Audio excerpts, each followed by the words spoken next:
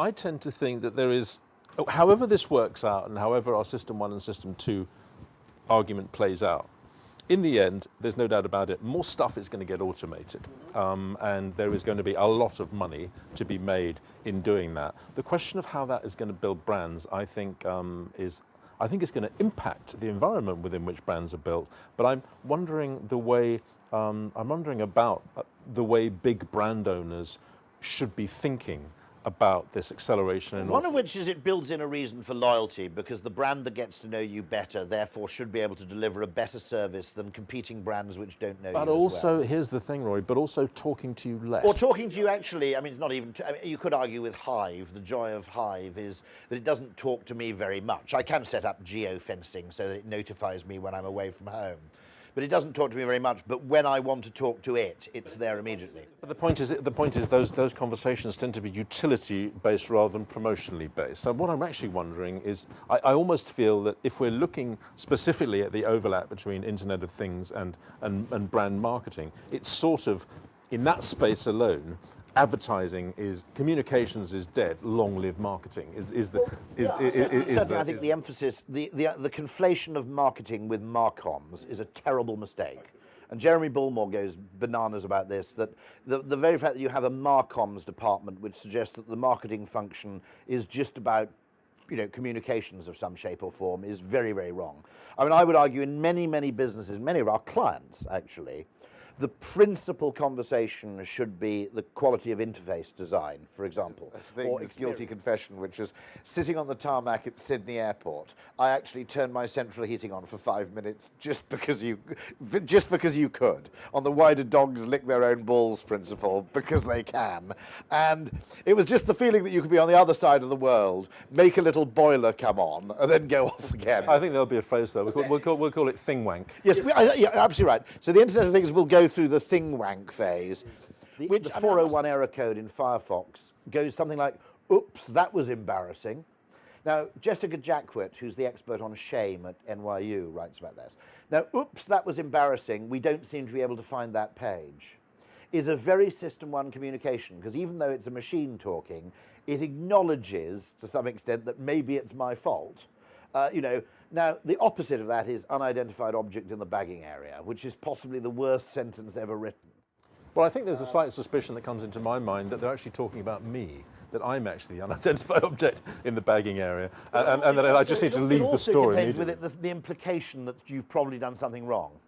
You know, it doesn't say we don't seem to, you know, we seem to be missing an object item here, have I made a mistake kind of thing. It is the machine is right and you are effectively failing. But also the further consequence of that is that someone is paid, presumably quite well, full time to hover around those machines to basically divert the very rapid burst of consumer rage that happens when that stuff starts to happen. Well, I don't know about you, I very quickly go to boiling point. I've kicked one once, actually. I was lucky the person was looking the other way, because I mean it was, yeah. And you do feel that you're part of an experiment in how machines work when you use that rather than you know, a value-added service of some kind. Somehow value is taken away very quickly, and certainly meaning is removed very quickly. Was that idea? I know we're really talking about rather than IoT specifically here. What we're talking about here is the degree to which the brand consumer interface can be automated. Is that an investment? Yeah, I think it's the degree to which. In many ways, the degree to which technology understands System 1 rather than System 2. Because the concern I have is all business conversations are around System 2. If you want anything approved, you use the language of logic, a spreadsheet, mathematics, which even though the maths may be actually very bad, gives you the appearance of being scientific and rational. No one ever got fired for being too rational. You can get fired for being emotional. You can be no. It's very difficult to be fired for being too unimaginative as well, by the way. But it's very easy for being to be fired for being too irrational or insufficiently rational. You know, that's the difference between writing "oops, this is embarrassing. I can't seem to find this page," as Firefox does, which is written by kind of a very good psychologist, or writing the script line unidentified object in the bagging area, which is the absolute reason why people who write code shouldn't necessarily write copy at the same time. When we choose to do that, I think, in the circumstance in which we choose to do that, must be built into the wiring of such a thing as Internet of Things. So in other words, that will be a movable line, depending on circumstance, where you trigger the involvement of the human being in the experience. My hope is that over time, some of the most dull, the legwork, what I call the day-to-day legwork, migrates into the machine, and the rather more amusing mission-critical stuff becomes easier, becomes streamlined. In many senses, it kind of goes invisible, streamline, enhance. You know, those are the three O's. Take it away, make it easy, or make it big. So Anthony and I we've only spent half an hour talking, and we've already become good friends in only the way that two people with a slightly appalling attitude and a huge amount of experience in the business can do. Anthony, you have a rather frightening CV, which I think we'll get to. But I thought we'd start with something a little bit challenging, as I like to do, which is, as we said earlier on today, there's two conversations going on in our business at the moment amongst the bigger senior people. The first conversation is, I can't stand this shit anymore, and I'm moving to Cornwall. Yep. You know, this is not the marketing industry that I wanted to join, and I can't do it anymore. I've lost interest and I've burnt out.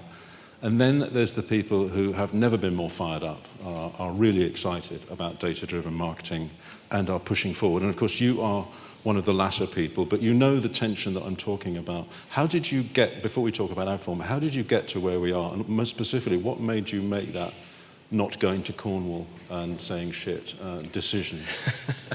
So I think procreation was a factor. A bit like you, 4 children need to be paid for. You know how that happens, right? I apparently. Escaping to Cornwall wasn't an option. But I do actually think it's an incredibly exciting time in our industry. But I can understand why people are finding it difficult to sustain. The complexity we've talked a lot about this morning in various sessions, the amount of change is a challenge. And I think as an industry, one of the key facets is that shift from what has been a creative or intuition-driven business, where serendipity played a big part in how people approached campaigns and communication success. And we do now have a model where technology, data, automation can be brought to bear, and it seems to be being set up as either price stress, so this technology and this data and this automation makes everything cheaper, whether or not that's services, whether or not that's media, or it means there's no room for creativity. And I think what we need to do is reframe the discussion to say, all of this change isn't the enemy of creativity and disruptive thinking and innovative thoughts, and also it isn't just about making stuff cheaper to improve value, can be a positive, not a race to the bottom. And of course, I'm not going to dwell on it too long, but we have to factor in the fact that there is a certain amount of consumer power that is alongside the ability to track and to analyze and in many ways to retarget and all that stuff. There is a big consumer pushback going on against the what some people talk of as the abuse of power, really, amongst advertisers and their agencies. We will see, of course, a contraction and a consolidation on the tech side of the industry. But I'm also put in mind of that famous John Wanamaker, the 50% department store magnate, that thing of, I know 50% of my advertising works and I don't know which 50%. I think in digital we've taken that as a challenge rather than what I think it is, which is a statement of fact. And with that dream that the dream that started in 2000 and then really got you engaged in focusing more and more on data and tech as being, I would imagine, closer and closer to the center of your kind of best marketing practice bullseye. Probably like me, you've experienced some disappointments, I'd imagine, in terms of the realization of the dream. It does seem that what we talked about, and I've been doing this for about 25 years, so even before digital, actually. And there's a sense amongst certainly some of my contemporaries that digital has both gone too far, and yet in other areas not far enough. Yeah. And would you share that? Yes. So Randall Rothenberg, I'm sure you know him, spoke last week, and he talked about the schism of media and creative as the original sin of our industry. And I think it's a very nice way of thinking about what has been a relatively long-term divorce that I think is really not sustainable. And if we're going to create a better marketing proposition that consumers and legislators are going to tolerate, we've got to think about people's experiences a lot more. And the first component of experience is the creative. So everything that we're doing in digital has to be intrinsically associated with the experience, which is defined as the creative, because the targeting isn't perceived by the consumer unless it's really annoying frequency. So you would see the creative as being the primary driver of the experience? I would, absolutely, yes. So the creative is the primary experience. The environment, I would suggest, is the second driver. Certainly if we're talking about messaging, then I would entirely agree. But as more and more brands begin to understand the need to move into service elements of their communications and actually create upfront value for consumers, I would argue that the planning and the choice of technology and the creative really need to come together. And I think for me, I feel this word experience is becoming overused, because there's an idea that somehow by messaging the consumer we can create a great experience for them. But increasingly I think the more intelligent people in the space are realizing that takes the form of a service, of an empowering and enabling service. Again, I've used